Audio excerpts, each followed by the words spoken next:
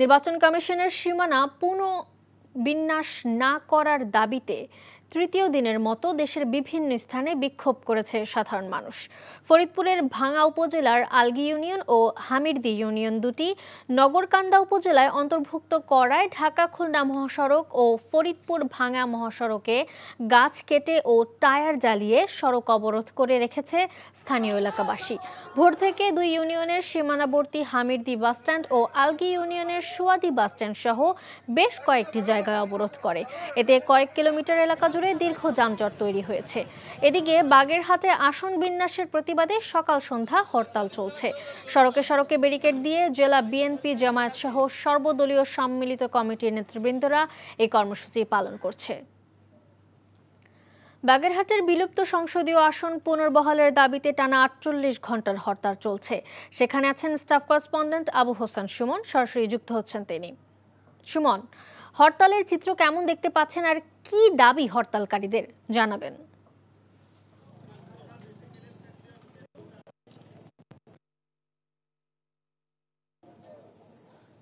মালিহা, এই যে বাগেরহাটের যে ৪টি সংসদীয় আসন, তার মধ্য থেকে একটি আসনকে বিলুপ্ত করে গাজীপুরে আর একটি আসন বৃদ্ধি করা হয়েছে।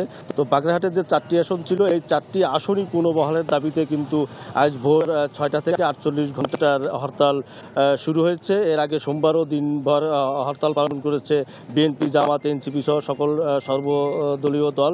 এবং বাগেরহাটের যে হরতাল পালিত হচ্ছে, এখানে কিন্তু সকল রাজনৈতিক সামাজিক সংগঠন সহ শুরু করে সকল শ্রেণী পেশার মানুষ কিন্তু এই হরতালে হয়েছেন এবং খুব শান্তিপূর্ণভাবে এই হরতাল পালন হচ্ছে, যেটি কিন্তু আগে কখনো কোনো রাজনৈতিক সরকারের আমলেও কিন্তু এত সফল আন্দোলন কিন্তু বাগেরহাটে হয়নি। তো এই হরতাল নিয়ে কি পরিকল্পনা রয়েছে আগামীতে এই আসন ফিরে পাওয়ার জন্য, আমরা কথা বলবো জামায়াত ইসলামের কেন্দ্রীয় নেতা অ্যাডভোকেট মাওলানা অদূতের সঙ্গে। আমরা তার কাছে জানতে চাইবো যে এই হরতাল অবরোধের পরবর্তী কী সিদ্ধান্ত থাকছে আপনাদের।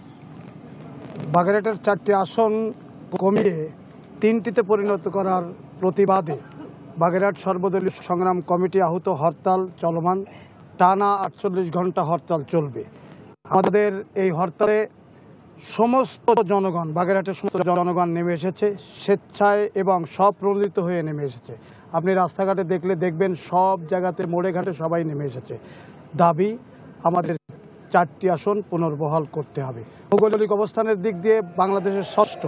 এখানে এভাবে ৪টি আসনকে কেটে ৩টি আসনে পরিণত করার যে বেআইনি সিদ্ধান্ত, অযৌক্তিক সিদ্ধান্ত, নাগরিক অধিকার ক্ষুণ্ণ করার সিদ্ধান্ত বাগেরহাটবাসী মানে না, বাগেরহাটবাসী মানতে চায় না, এই জন্যই আন্দোলন করছে। আমরা শুনছিলাম যে এখানকার যে আন্দোলন বিষয়ে জামাতের বক্তব্য। তো এই ছিল আসলে বাগেরহাটের সবশেষ হরতাল চিত্র। বাগেরহাট থেকে জানছিলাম হরতালের খবর। বান্ডেল থাকলে প্রতি সেনমানিতে টাকা বাঁচবে।